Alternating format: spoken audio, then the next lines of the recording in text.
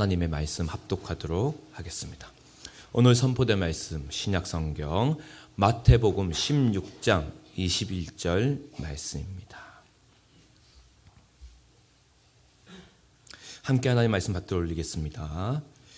이때로부터 예수 그리스도께서 자기가 예루살렘에 올라가 장로들과 대제사장들과 서기관들에게 많은 고난을 받고 죽임을 당하고 제3일에 살아나야 할 것을 제자들에게 비로소 나타내시니. 아멘. 자리에 착석해 주십시오. 예정된 고난이라는 제목으로 하나님 말씀 선포가 있겠습니다.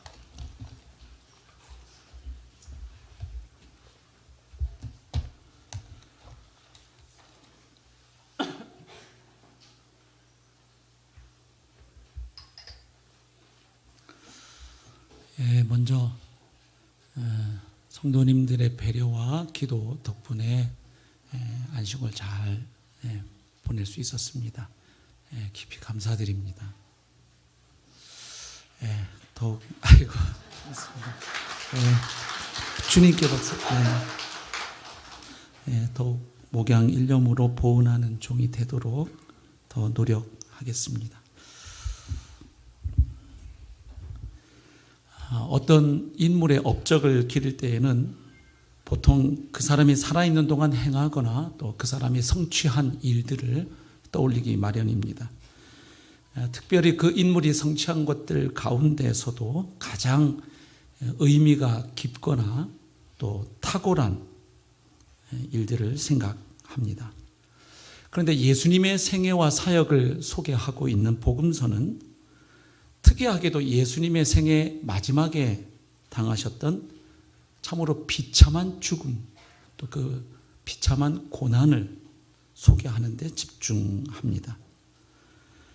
사복음서에는 무엇보다 예수님의 고난과 죽으심에 대한 다루고 있죠. 또 누가복음은 24장 가운데 6장, 그러니까 약 4분의 1, 또 요한복음은 21장 가운데 10장, 거의 2분의 1에 해당하는 장을 할애하고 있음을 봅니다. 결국 예수님의 생애 가운데 마지막 한 주간의 이야기, 특별히 그분이 겪으셨던 비참한 고난과 죽음을 기술하는 데에 가장 많은 관심을 기울였다고 말해도 전혀 과언이 아닐 정도입니다.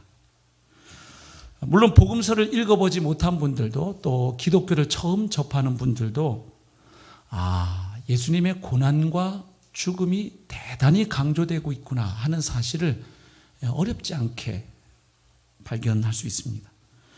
가령 교회당 건물 안팎에 있는 십자가를 보아도 그렇고요. 또 교회에서 행하여지는 성만찬 의식, 주의 만찬 의식, 또 매년 돌아오는 사순절이나 고난주간 같은 교회의 절기를 보아도 짐작할 수 있습니다. 마침 오늘이 사순절 5번째 주일입니다. 다음 주는 종료주일이고 그 한 주간은 또 고난주간이 되지요. 아시는 것처럼 사순절은 부활절 전까지 그 6번 주일을 제외한 나머지 40일 기간을 말하지요. 그래서 교회는 전통적으로 이 기간 동안에 이제 성도들은 회개와 기도 보내왔습니다. 자, 그런데 기독교는 왜 이렇게 예수님의 고난과 죽음을 유독 강조할까요? 다른 좋은 이야기도 많을 텐데 왜 그 칙칙한 이야기를 그렇게 계속 되풀이해서 할까요? 또 복음서는, 기쁜 소식을 전해준다는 복음서는 왜 그렇게 예수님의 순환과 십자가의 죽음을 그렇게 비중 있게 다루고 있을까요? 답은 어렵지 않습니다. 중요하니까요. 누군가가 어떤 이야기를 반복해서 한다는 것은 그만큼 중요하다고 생각하기 때문 아니겠습니까? 그렇다면 예수님이 겪으신 고난은 어떤 의미를 가지고 있습니까?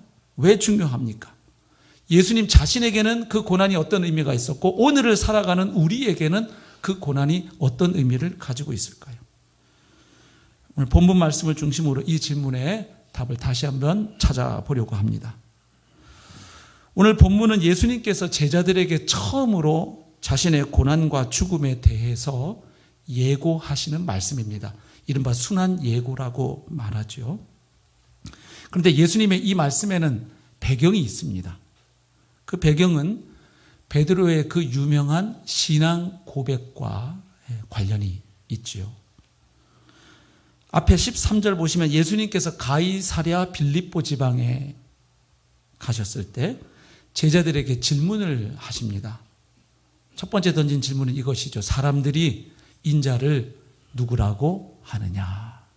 그러자 제자들이 어렵지 않게 대답합니다. 예, 주님.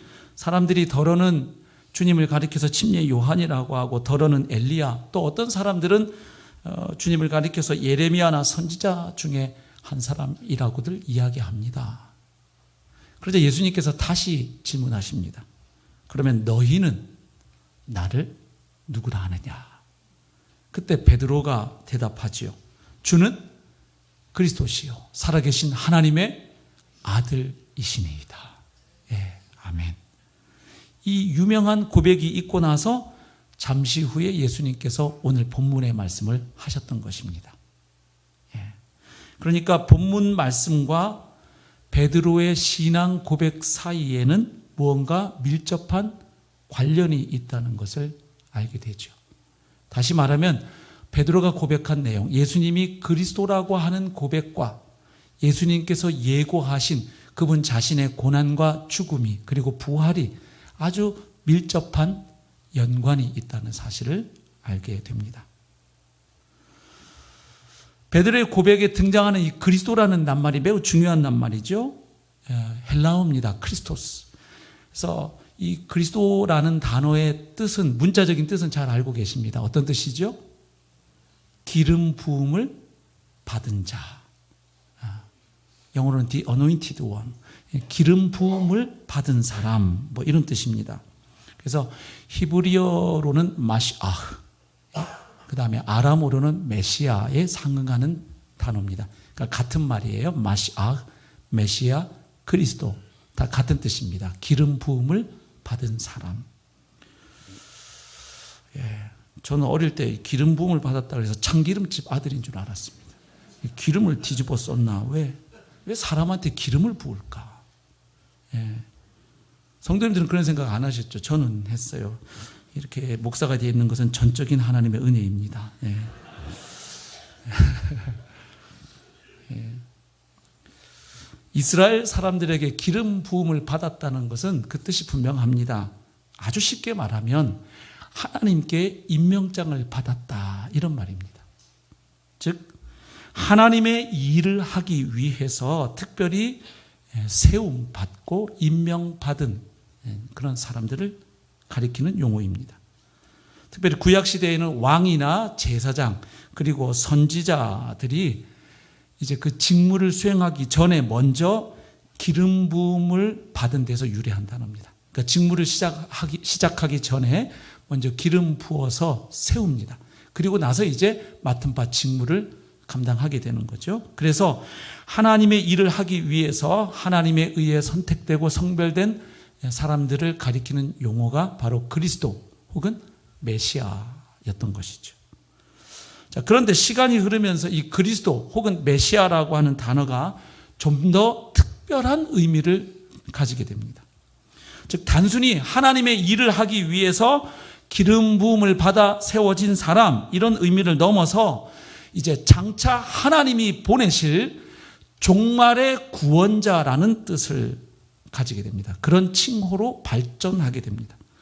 하나님께서 자기 백성을 구원하기 위해서 종말에 보내실 바로 그 구원자, 이제 이런 뜻을 가지게 된 것이죠. 물론 종말의 구원자에 대한 이런 메시아 사상에는 나름 뿌리가 있습니다. 그것은 사무엘하 7장에 나오는 나단 신탁이라고도 하고 다윗 언약이라고도 하는 말씀입니다. 하나님께서 나단 선지자를 통해서 다윗에게 약속해 주셨던 바로 그 말씀의 뿌리를 두고 있습니다. 사무엘하 7장 1절부터 17절에 기록이 되어 있는데 다 볼 수는 없고 몇 절을 좀 보려고 합니다. 먼저 사무엘하 7장 4절 5절 보시면 하나님께서 왜 나단 선지자를 통해 다윗에게 이 말씀을 하시는지 그 배경을 좀 보게 됩니다. 그 밤에 여호와의 말씀이 나단에게 임하여 이르시되 가서 내 종 다윗에게 말하기를 여호와께서 이와 같이 말씀하시되 네가 나를 위하여 내가 살 집을 건축하겠느냐. 배경이 있지요. 지금 다윗은 백향목 궁에, 왕궁에 거합니다. 그러다 보니까 마음이 자꾸 송구해지는 거예요. 자기는 백향목 궁에 거하고 있는데 하나님의 집 성막은 다 찌그러져 가는 거죠. 초라하고 낡았고. 그래서 다윗이 마음에 생각을 하나 품습니다. 하나님의 집을 좀 근사하게 지어드려야 되겠다. 성전을 지어드려야 되겠다. 근데 그 생각을 아시고 하나님이 나단 선지자를 통해서 말씀하시는 겁니다. 다윗, 네가 나를 위해 내가 살 집, 성전을 짓겠느냐. 그러시고 쭉 말씀하시다가 이른바 다윗 언약이라고 하는 말씀을 주십니다. 사무엘하 7장 11절 가면 하반절에 이렇게 말씀합니다. 여호와가 또 내게 이르노니 여호와가 너를 위하여 집을 짓고, 그러니까 일종의 언어 유희가 사용되고 있죠. 다윗이 하나님을 위해 집을 지어드리겠다고 마음먹었는데 하나님은 반대로 말씀하십니다. 아니, 내가 다윗을 위하여 집을 지어주겠다. 그래서 다윗이 지으려고 했던 집은 성전을 뜻하고요. 여기 하나님이 다윗을 위해 지어주겠다는 집은 궁전을 말하는 것이 아닙니다. 이미 다윗은 왕궁에 살고 있었습니다. 여기서 말하는 집은 다윗 왕조, 다윗 나라를 세워주시겠다는 약속입니다. 내 수완이 차서 내 조상들과 함께 누울 때에 내가 네 몸에서 날 내 씨를 너의 뒤에 세워서 그의 나라를 내가 견고하게 하리라. 그런데 그 나라가 특별한 나라인 것을 알 수 있습니다. 사무엘하 7장 16절 내 집과 내 나라가 내 앞에서 영원히 보존되고 너의 왕위가 영원히 견고하리라 하셨다 하라. 그러니까 지금 하나님께서 다윗에게 약속하고 있는 나라는 결국 인간의 나라가 아닌, 인간의 왕국이 아닌 하나님의 나라입니다.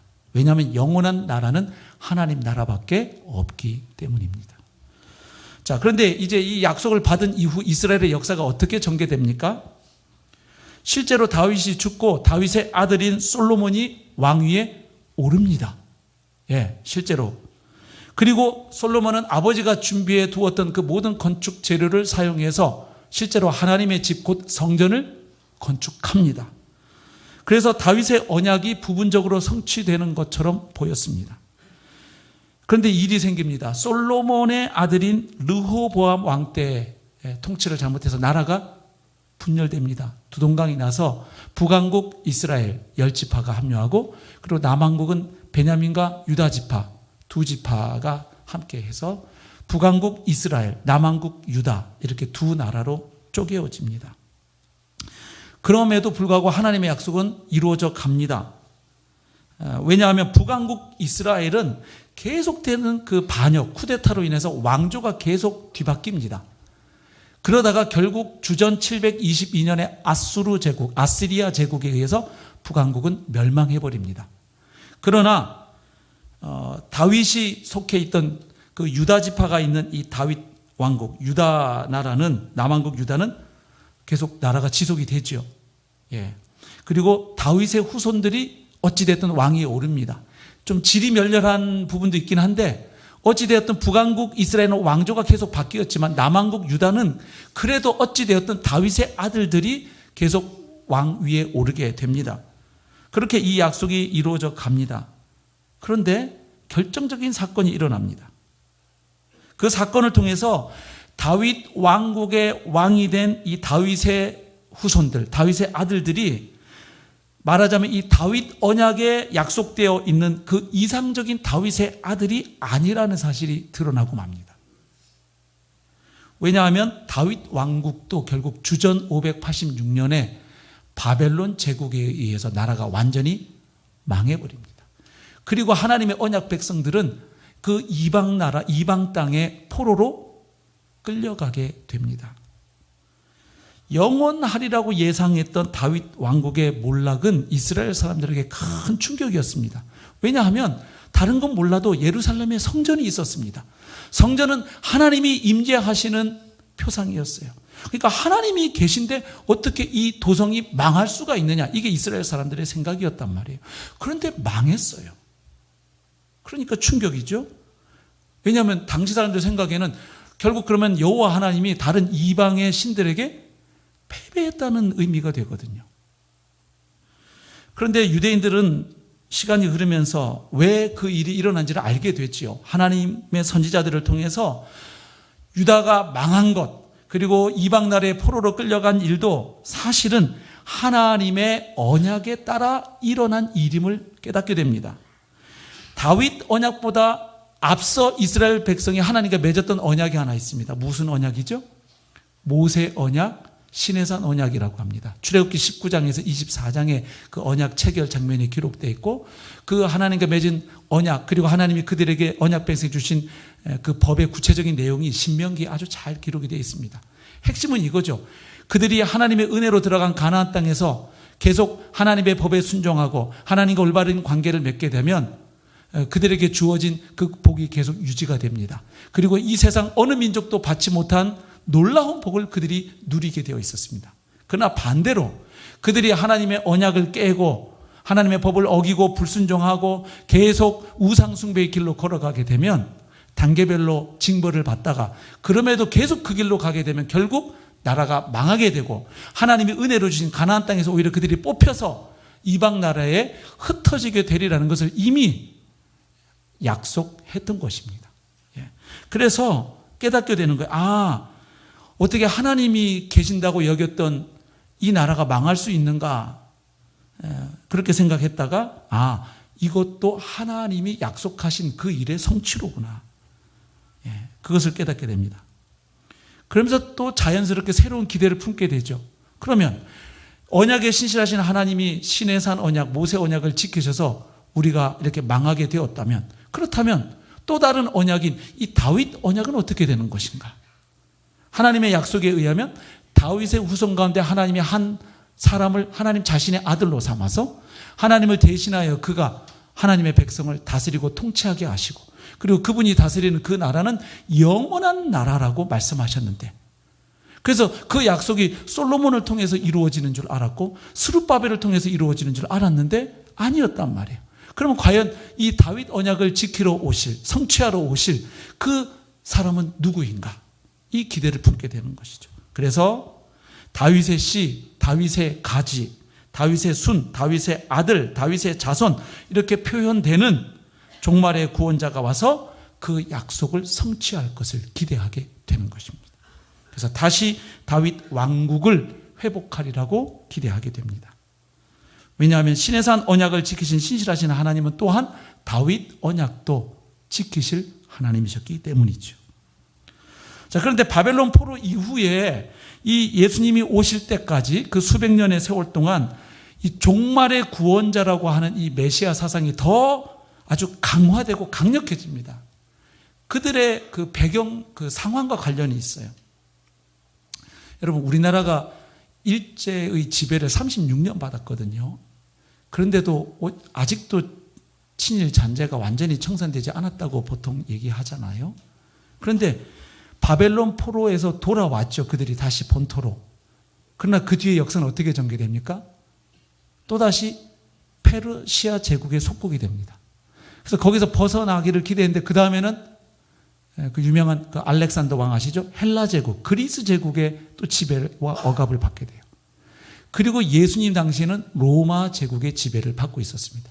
그러니까 수백 년 동안 바벨론에 이어서 페르시아, 그리스, 로마 제국, 이런 이방 민족들, 강대국의 억압과 지배 아래 그들이 고통받고 있었던 것이죠. 그러다 보니까 자연스럽게 메시아는 어떤 인물로 기대가 될까요? 오셔서 우리 이 하나님의 백성을 적으로부터 구원해내고 다시 영광스러운 그 이스라엘 나라를 회복할 강력한 왕을 그들이 기대하게 되었던 것입니다. 특히 예수님 당시에 이스라엘 사람들은 그리스도가 와서, 메시아가 와서 자신들을 이 로마의 압제에서 좀 건져내고 다시 과거 그 영화로웠던 다윗의 시대와 같은 그런 정치적인 자유, 경제적인 풍요, 또 사회적인 정의를 가져다 줄 것을 기대했던 것입니다. 그래서 이스라엘을 로마 제국의 압제에서 해방시키고 정치, 경제, 군사, 문화적으로 부강한 나라를 다시 세워줄 바로 그 왕으로서의 메시아를 그들이 기다리고 있었습니다. 자, 지금 이런 상황에서 베드로가 처음 예수님을 향해서 드디어 뭐라고 고백한 겁니까? 주님은 그리스도이십니다. 메시아이십니다.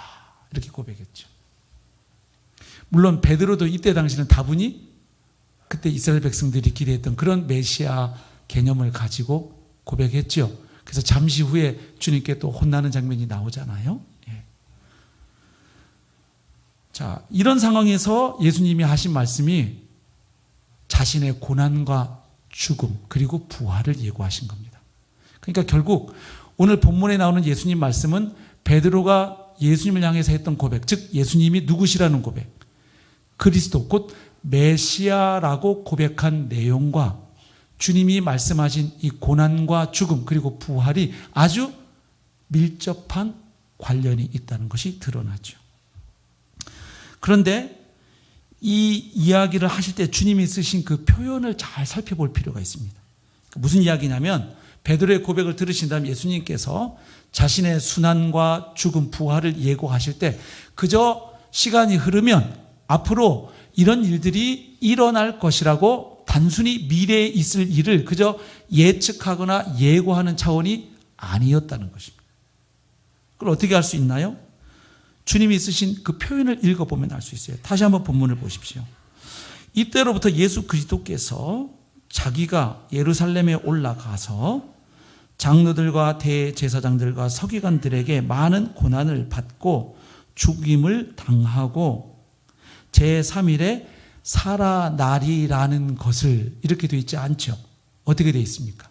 살아나야 할 것을 제자들에게 비로소 나타내셨다. 대부분의 영어 성경은 이렇게 번역하고 있습니다. He must go to Jerusalem and suffer many things. 이렇게 되어 있어요. 그러니까 must라는 조동사를 썼어요. 그러니까 반드시 예수님은 예루살렘에 올라가셔야만 하고 그리고 그곳에서 많은 고난을 당하셔야만 하고 그리고 그곳에서 비참하게 죽임을 당하셔야만 한다는 거예요. 그리고 다시 부활하셔야만 한다고 말씀하신 것입니다. 즉 메시아는 반드시 고난과 죽음을 통해서 영광으로 나아가야 한다고 말씀한 겁니다.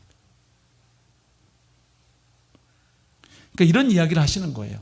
베드로가 예수님을 향해서 당신은 그리스도이십니다 고백하니까 결국 주님의 말씀은 그래 베드로 네가 고백한 대로 내가 메시아가 맞다면 정말로 하나님이 종말에 보내실 그 구원자가 맞다면 그러면 나는 반드시 예루살렘에 올라가야만 한다. 그리고 그곳에서 메시아에게 정해진 그 고난과 죽음을 당하고 그리고 하나님이 그를 다시 살리셔서 그 부활에 참여할 때 베드로 네가 고백한 대로 내가 참 메시아임이 입증되는 것이다.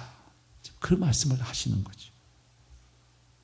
그럼 예수님은 왜 자신이 메시아로서 반드시 많은 고난을 겪고 비참한 죽음을 당해야만 한다고 말씀하셨나요? 왜 그럴 때만이 예수님이 참 메시아 되심이 드러난다고 말씀하신 것입니까? 분명합니다. 그것은 이미 하나님의 말씀인 구약 성경에서 메시아의 고난과 영광을 계속해서 예언해 왔기 때문입니다. 즉 하나님은 장차 자신이 보낼 메시아 곧 그리스도가 이 땅에 와서 사람들의 죄를 대신하여 그분이 대속적 고난과 죽음을 당하시고 그 일을 통해 사람들을 죄에서 건져 구원해내고 그리고 하나님의 나라를 이 땅에 회복할 것을 계속 약속해 오셨기 때문입니다. 그러므로 만약에 예수님이 그 길을 가지 않으시면 그분은 하나님이 보내겠다고 약속하신 그 구원자가 그 메시아가 아닌 것입니다. 하나님의 선지자들을 통해서 주어진 그 모든 메시아 예언들이 바로 자기 자신에 대한 것임을 알고 계셨던 예수님은 이제 그동안의 삶과 사역을 통해서도 메시아 예언들이 많이 이루어지고 성취되어 왔지만 가장 결정적인 그 약속의 말씀이 이루어질 때가 다가오고 있음을 아시고 이제 제자들에게 드디어 말씀을 하시는 것입니다. 그래서 여기서 우리가 구약과 신약의 관계성을 다시 한번 정리해 볼 필요가 있죠. 구약은 어떤 책이라고 표현할 수 있습니까? 메시아, 오실 메시아에 대한 약속과 예언의 책입니다. 약속과 예언의 책. 신약은 오신 메시아 그리고 다시 오실 메시아를 기록하고 있는 책입니다. 그래서 그 약속과 예언의 성취를 담고 있는 책입니다. 다시 구약은 메시아에 대한 약속과 예언의 책, 신약은 그 약속과 예언의 성취에 대한 책이라는 사실이죠. 그래서 구약 성경에는 장차 이스라엘뿐만 아니라 온 인류를 구원하러 오실 메시아에 대한 약속과 예언의 말씀이 넘쳐납니다. 그래서 분석하는 방법에 따라서 약간 차이가 있기는 합니다만 구약 성경에는 약 450여 개의 메시아 예언이 기록되어 있습니다. 그러니까 메시아가 어디에서 태어난다, 어떤 방법으로 태어난다, 어떻게 자라난다, 어떻게 사역을 한다, 이 땅에 어떻게 하나님의 나라를 가져다 준다, 또 어떻게 고난을 당하고 어떻게 죽임을 당하고 어떻게 부활하고 부활한 이후에 어떻게 높임을 받아 만왕의 왕 만주의 주로 등극하실 것인지 메시아에 대한 수백 가지의 예언이 기록되어 있습니다. 그리고 뿐만 아니라 예표도 나와 있습니다. 그러니까 예언 말고 예표도 있습니다. 예표라는 말은 예언의 성격을 가진 어떤 이미지, 모형, 표상을 가리킵니다. 그래서 구약 성경에 기록된 이스라엘의 역사 가운데 나타나는 그 인물들 가운데 혹은 일어났던 사건들 가운데 또 그 역사 가운데 있었던 여러 제도들 가운데 장차 오실 메시아의 삶과 사역과 죽음과 부활을 미리 보여주는 그런 것들을 예표라고 합니다. 그래서 구약 성경에는 하나님이 장차 보내실 메시아에 대한 예언과 예표가 넘쳐납니다. 그런데 메시아에 대한 그 많은 예언과 예표들 가운데 메시아의 고난과 죽음 그리고 부활에 대한 내용이 상당한 부분을 차지하고 있습니다. 그래서 메시아의 고난과 죽음에 대한 예언 가운데 특별히 이사야 53장의 말씀은 그리스도의 십자가 고난을 아주 극적으로 묘사한 대표적인 본문입니다. 그런데 원래 성경은 장절이 나누어져 있지 않았잖아요. 근데 나누면서 조금 실수한 부분이 있어요. 이사야 53장은 내용상 문맥상 그 앞 52장의 마지막 부분과 연결되어 있습니다. 그래서 52장 13절부터 새로운 단락이 시작되는데 한번 보겠습니다. 52장 13절. 보라, 내 종이 형통하리니. 자, 이른바 고난받는 종으로 오시는 여호와의 종, 그 여호와의 종, 주의 종으로 오시는 메시아에 대한 예언입니다. 그래서 이사야서는 예수님 오시기 약 700년 전에 기록된 예언의 말씀이에요. 700년 전. 보라, 내 종이 형통하리니 받들어 높이 들려서 지극히 존귀하게 되리라. 그러니까 하나님의 종이 오셔서 지극히 존귀하게 되신다는 예언을 합니다. 그런데 그보다 먼저 있을 일을 이제 그 이하에 집중적으로 소개하는 것입니다. 그렇게 높이 여김을 받으시기 전에 어떤 일이 있습니까? 전에는 그의 모양이 타인보다 상하였고 그의 모습이 사람들보다 상하였으므로 많은 사람이 그에 대하여 놀랐거니와 그가 나라들을 놀라게 할 것이며 왕들은 그로 말미암아 그들의 입을 봉하리니. 그러니까 그분이 당하신 너무나 비참하고 끔찍한 고난 그리고 그 이후에 그분이 높이 여김을 받는 그 일련의 사건들을 보며 왕들이 놀라게 되고 세상의 통치자들이 입을 닫아버리게 될 것을 예언하죠.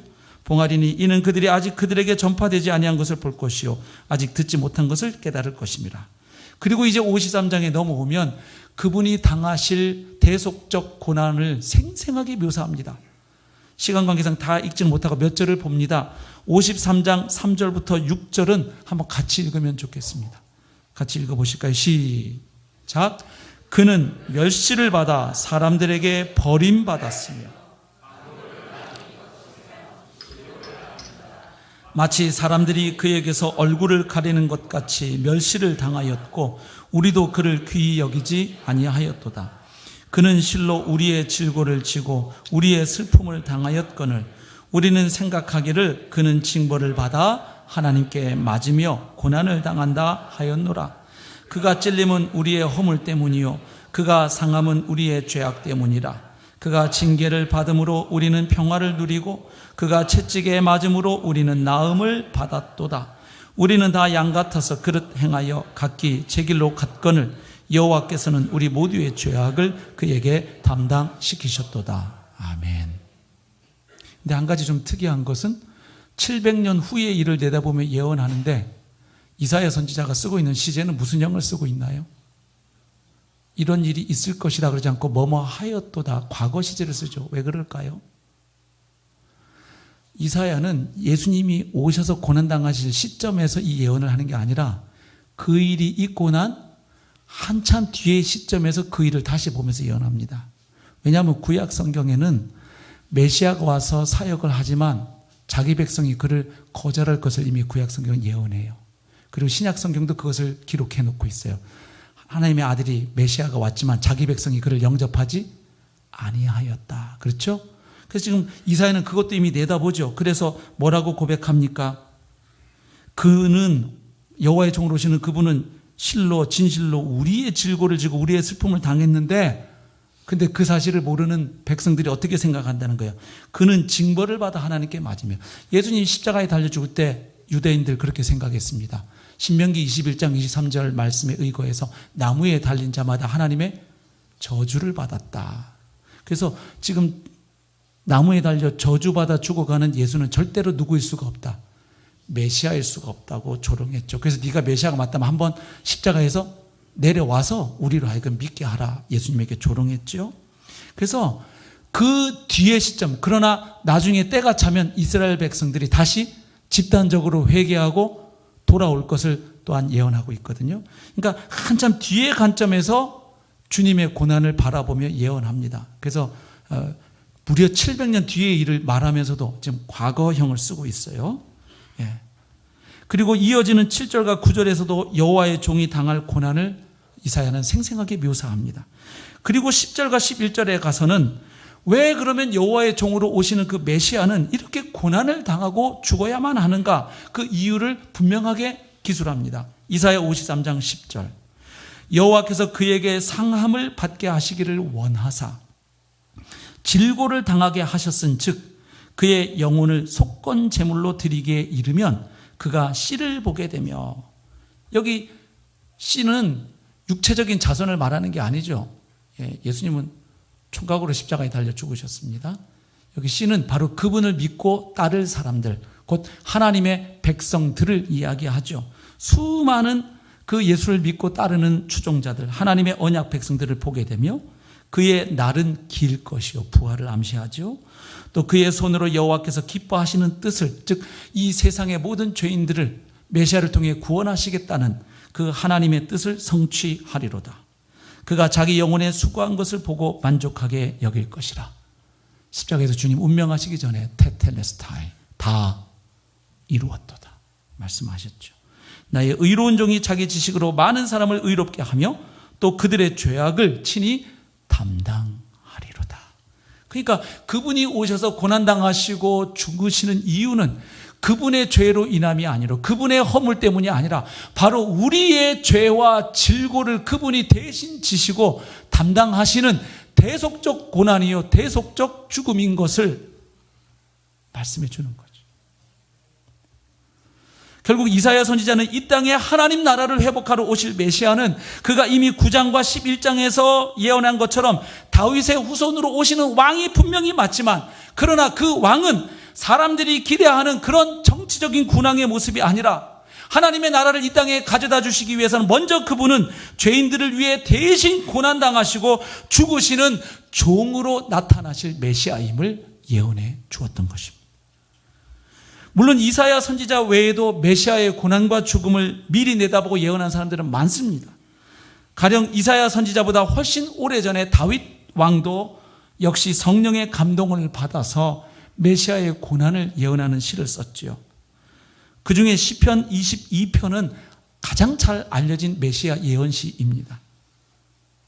그 시에서 노래하고 있는 내용과 사복음서에서 예수님이 겪으신 고난을 서로 대조해 보면 소름 끼치도록 놀랍게 일치하고 있습니다. 다윗 왕은 예수님보다 1000년 전 사람입니다. 시편 22편 1절 이렇게 노래하죠. 다윗이 내 하나님이여 내 하나님이여 어찌 나를 버리셨나이까.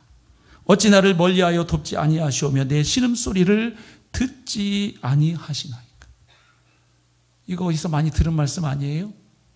예수님께서 십자가에 달리셔서 하셨던 7말씀, 가상 7원 가운데 4번째 하셨던 말씀, 엘리 엘리 라마 사박다니.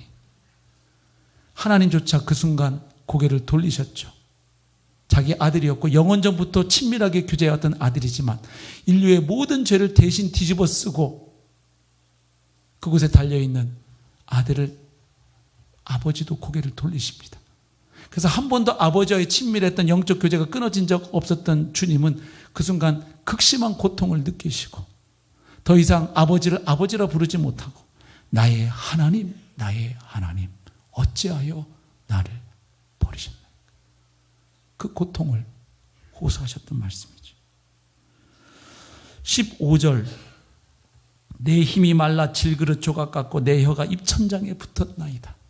주님께서 십자가에서 피를 쏟으시면서 극심한 갈증에 시달리신 것 알죠? 주께서 또 나를 죽음의 진토 속에 두셨나이다. 개들이 나를 에워쌌으며 악한 무리가 나를 둘러 내 수족을 찔렀나이다. 실제로 예수님은 손과 발에 찔림을 받으셨어요. 옆구리에도 창으로 찔림을 받으셨어요. 내가 내 모든 뼈를 셀 수 있나이다. 주님 물과 피를 완전히 다 쏟으셨기 때문에 물과 피가 다 빠져나가면 극도로 사람 몸이 야위어지면 뼈를 셀 수 있을 정도죠. 내 겉옷을 나누며 속옷을 제비 뽑나이다. 로마 군인들이 실제로 예수님 겉옷 나누고 속옷 가지고 제비 뽑았죠. 정확하게 1000년 후에 나사렛 예수님에게서 이 일이 이루어지죠.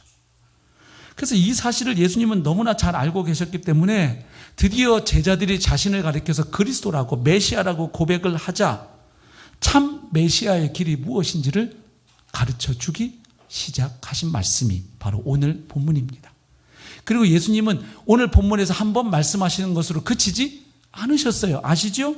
17장 22절 23절 보면 주님은 또다시 자신의 고난과 죽음과 부활에 대하여 예고하십니다. 그리고 20장 17절부터 19절 보면 또 예고하십니다.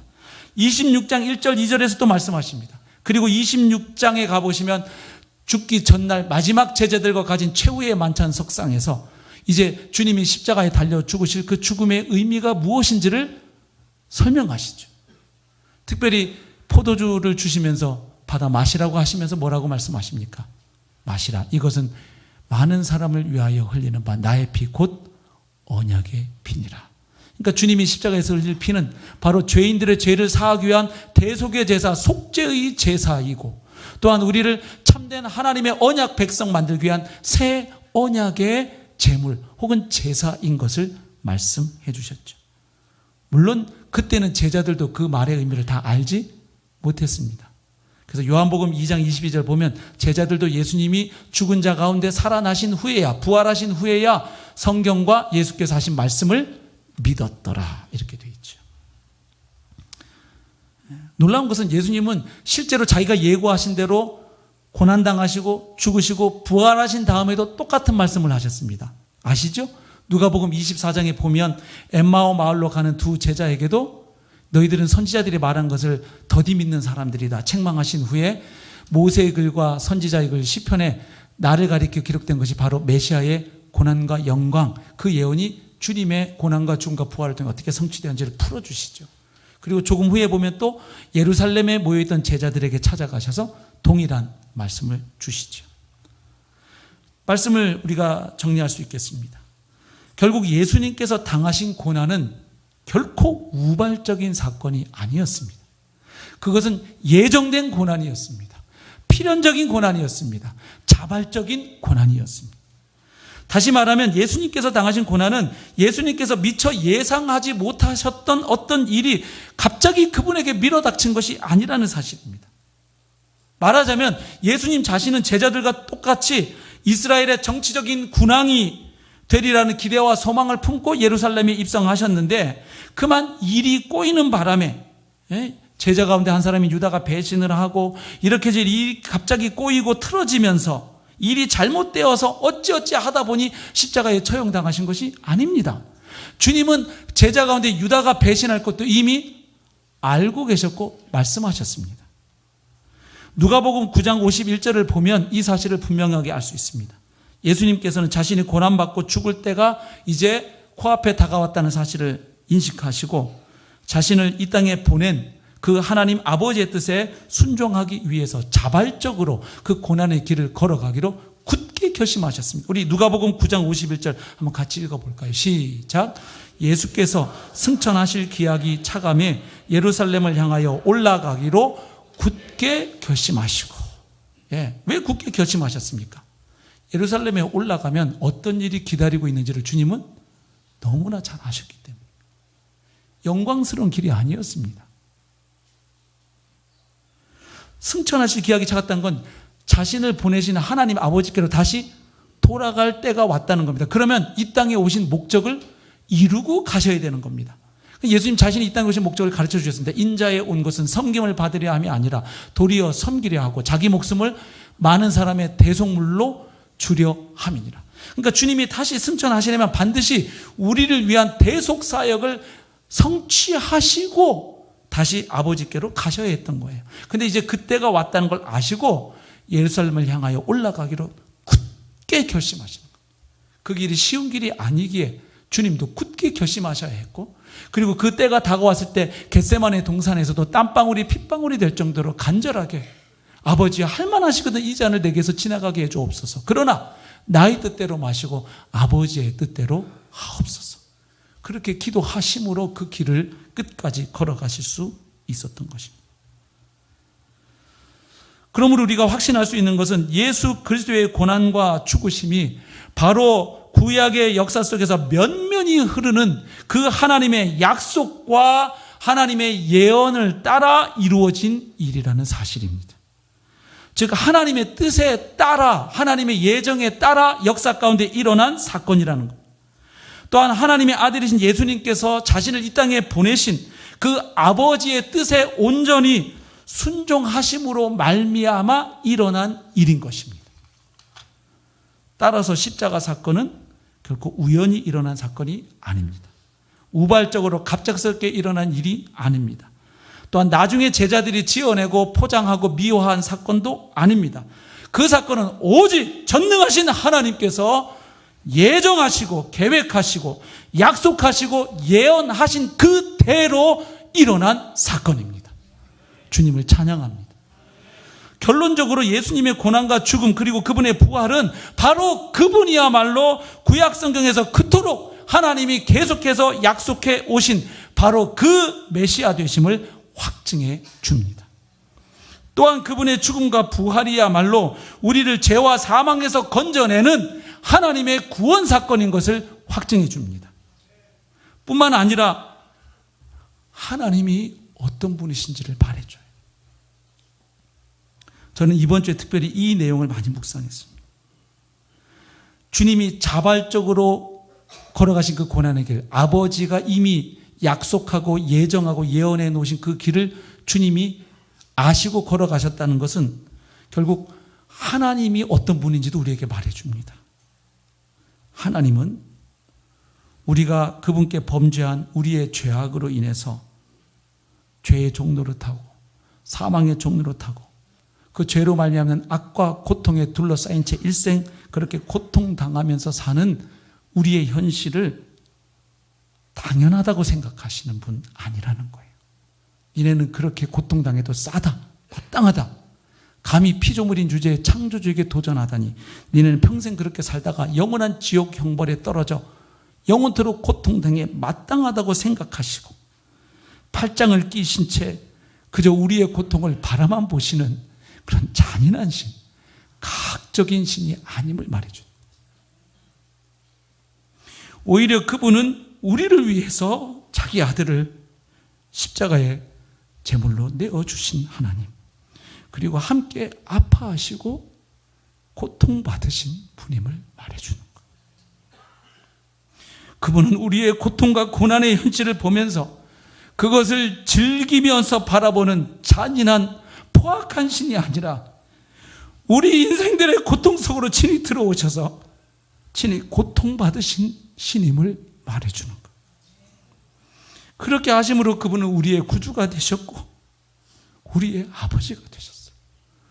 참으로 놀라운 것은 그 아들을 이 땅에 보내시고 제물로 내어주신 그 하나님이 이제는 그리스도와 연합된 우리의 아버지가 되신다는 사실입니다.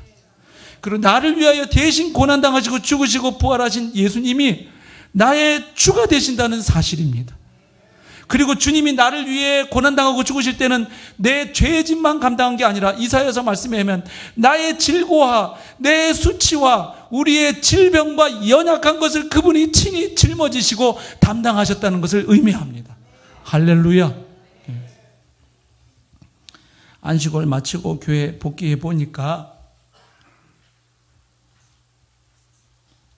성도님들 가정 가운데 사순절이라고 이제 또 고난주간 다가온다고 해서 별스럽게 무슨 금식하면서 주님의 고난에 참여할 필요가 없는 분들이 많이 계셔요. 사랑하는 가족들을 먼저 떠나보낸 아픔, 핍절한 경제적인 압박으로 고통을 느끼는 분들, 관계가 꼬여서 힘들어하는 분들, 중한 질병을 선고받고 힘든 투병의 시간을 보내야 하는 성도들,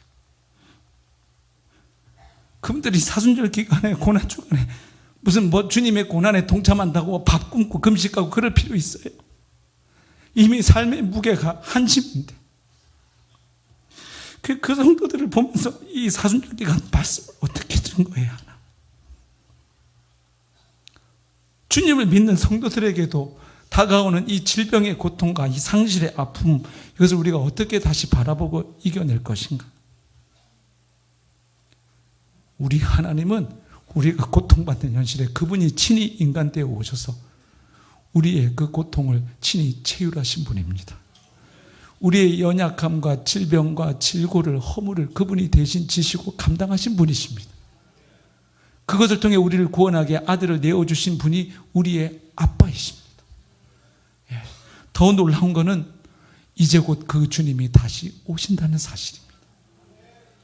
약속대로 이 땅에 오셔서 우리를 위해 고난당하시고 죽으시고 부활하신 예수님, 그리고 제자들을 보는 데서 승천하신 예수님, 그리고 약 열흘 후에 보혜사 성령을 보내신 예수님, 그래서 그 사건을 통해 정말로 부활하시고 승천하신 그분이 하나님 보좌 우편에 만왕의 왕 만주의 주로 등극하셨다는 것을 성령 강림을 통해서 확인하신 그분은 지금도 우리를 위해 충보하십니다.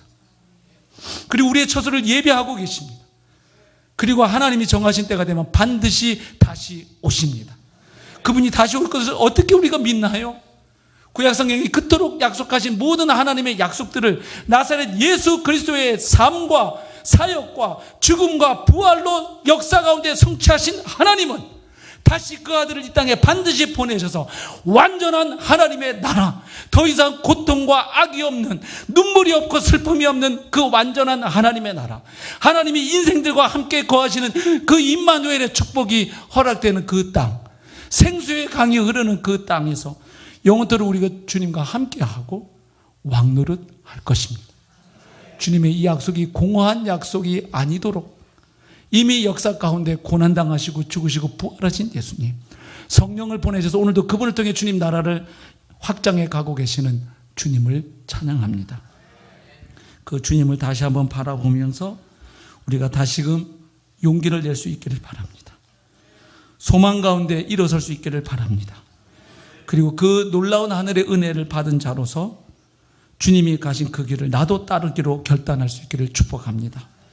주님도 그래서 오늘 본문 이후에 이렇게 말씀하십니다. 이에 예수께서 제자들에게 이르시되 누구든지 나를 따라오려거든 자기를 부인하고 자기 십자가를 지고 나를 따를 것이니라. 아멘.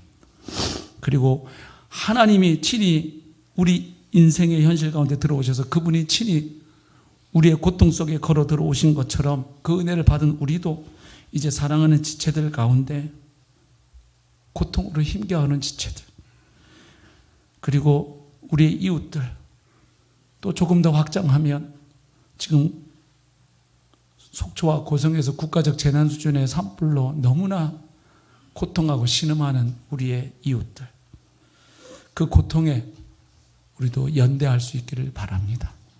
하나님이 우리의 고통에 찾아오신 것처럼 그 은혜 받아 구원받은 우리들도 조금 더 나의 껍질을 깨고 조금 더 한 걸음 더 지체들과 이웃의 고통에 함께 연대하고 함께 짐을 나누고 함께 위로하고 소망 가운데 격려하여 이 믿음의 길, 소망의 길 함께 더불어 잘 완주해 갈 수 있기를 축복합니다. 우리 함께 찬양하겠습니다.